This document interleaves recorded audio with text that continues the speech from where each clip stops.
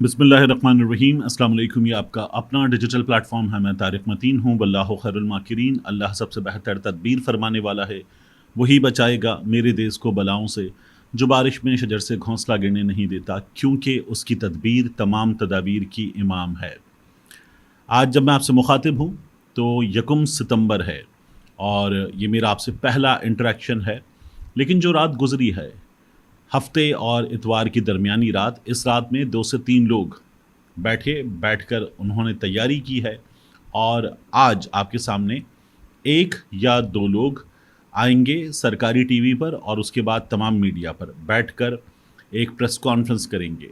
इस press conference के होने का ठीक ठाक इम्कान है क्योंकि इसकी तैयारी की गई है।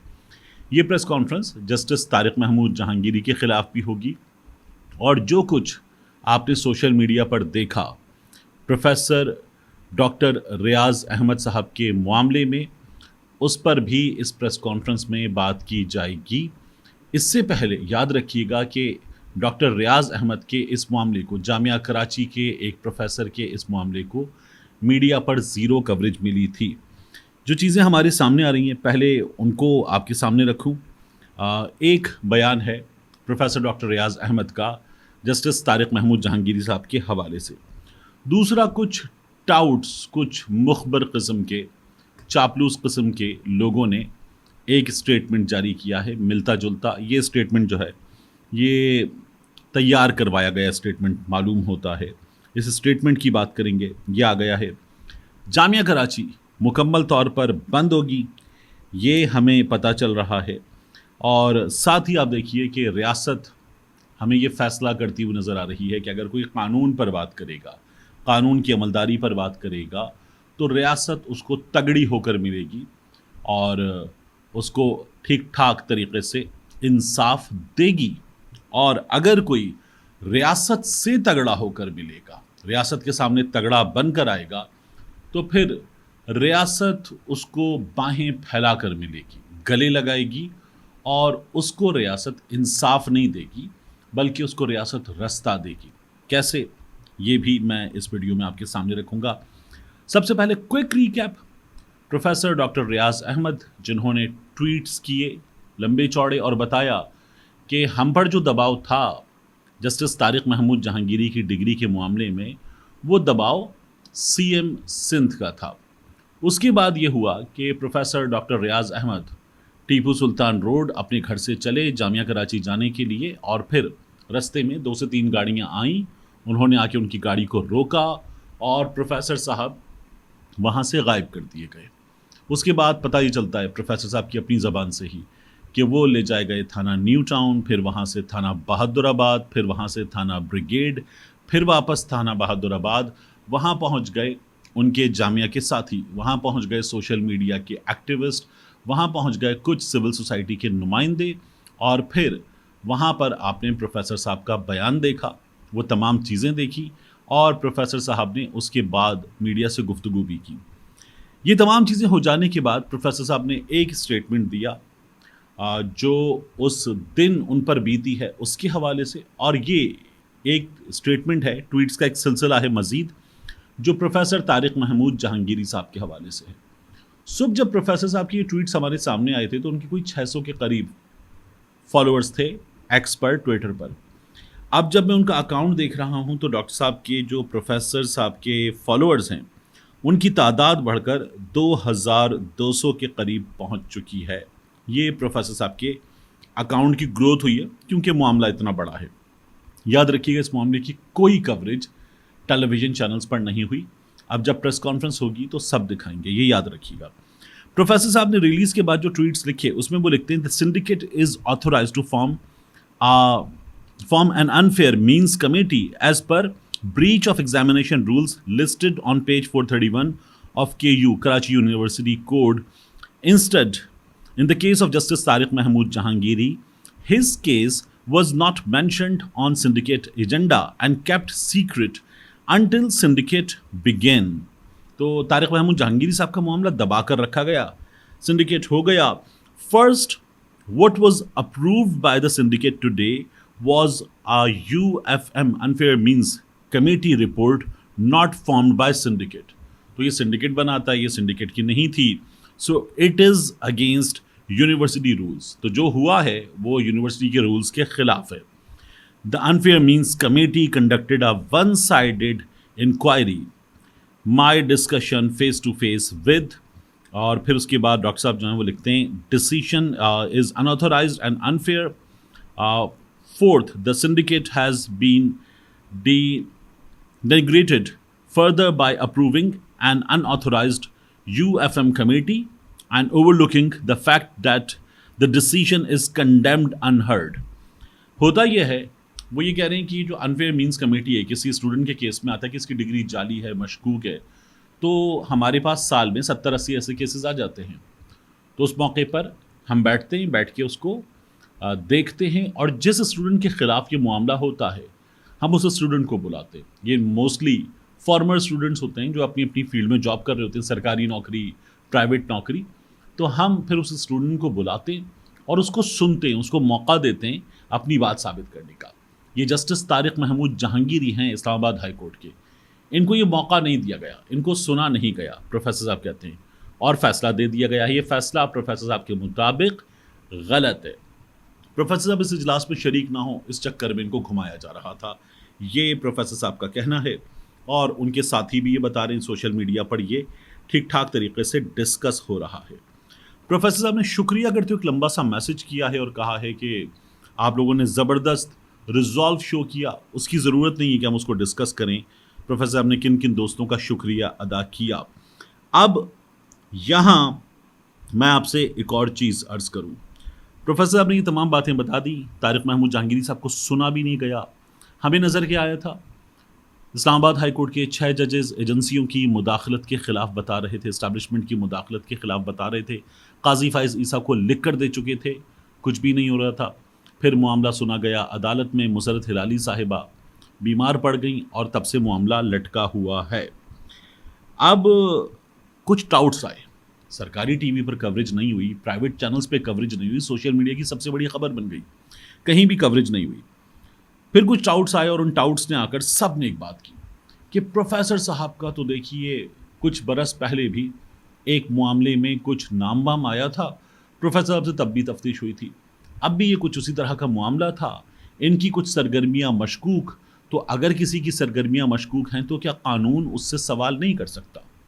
یہ کچھ مخصوص صحافی جو گزشتہ کچھ عرصے میں بار بار باقاعدہ طور پر عمران خان مخالف اور اسٹیبلشمنٹ کی حمایت کرتا ہوا موقف ہے وہ پیش کرنے والے لوگ کر رہے ہیں. اب ایک اور چیز ہے, ان میں سے بعض لوگ وہ ہیں جو کل تک, کچھ عرصہ پہلے تک اینٹی اسٹیبلشمنٹ تھے اپنی اپروچ میں. یہ تمام لوگ جب یہ باتیں کر رہے تھے تو میں حیران تھا کہ یہ کہاں سے لائے ہیں. یہ ایک بہت بڑی حقیقت بھول رہے ہیں کہ پروفیسر صاحب نے صبح یہ تمام ٹویٹس کیے اور اس کے بعد پروفیسر صاحب اٹھا لیے گئے. تو یہ جو سب سے بڑا اس میں دیکھنے کا نقطہ ہے کہ پروفیسر صاحب کس چیز کے بعد اٹھائے گئے ہیں, کس موقع پر اٹھائے گئے ہیں, کس اجلاس میں شرکت کے لیے جا رہے تھے. یہ تمام مخصوص صحافی جو ایک جگہ سے فیڈ کی گئی ایک جیسی چیز بتا رہے ہیں, یہ تمام مخصوص صحافی اس ایجنڈا کو سرو کر رہے ہیں جو پروفیسر صاحب کو روکنے کے لیے سیٹ کیا گیا تھا. تو ٹاؤٹس کا یہ بیان ہے.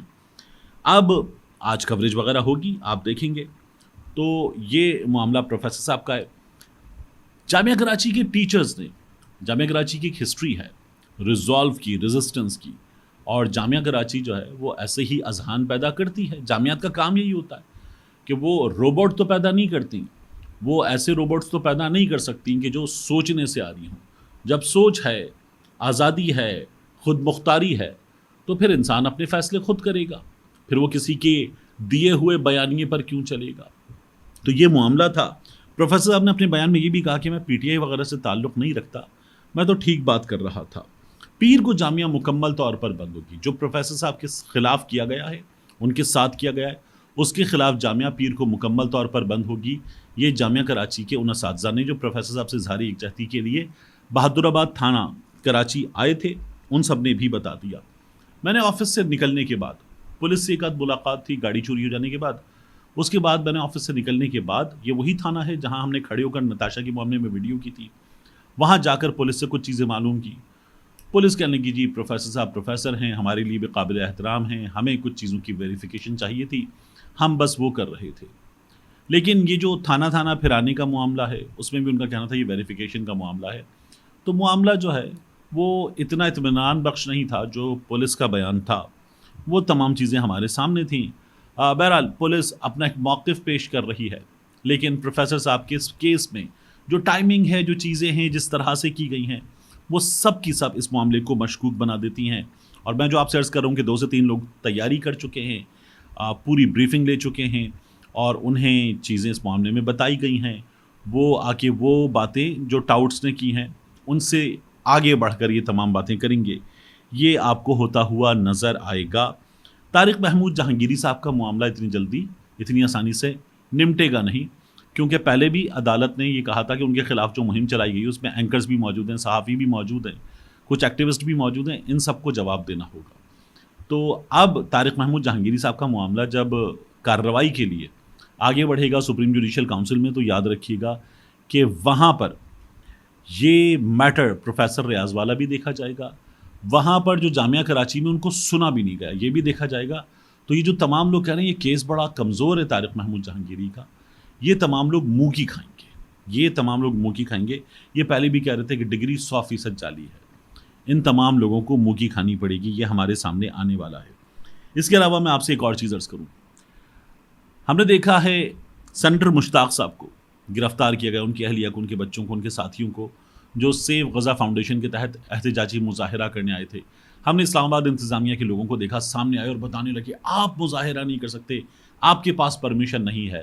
تو ہمارے ہاں نہ جانے کیا ہوا ہے کہ ہم نے جو فلسطین کے حق میں آواز اٹھانے والے لوگ ہیں ان کے خلاف طاقت کا استعمال کیا گزشتہ کچھ دنوں میں، اب یہ بھی مظاہرہ کر رہے ہیں اور اپنا جمہوری حق استعمال کر رہے ہیں، لیکن ان کو گرفتار کر لیا گیا۔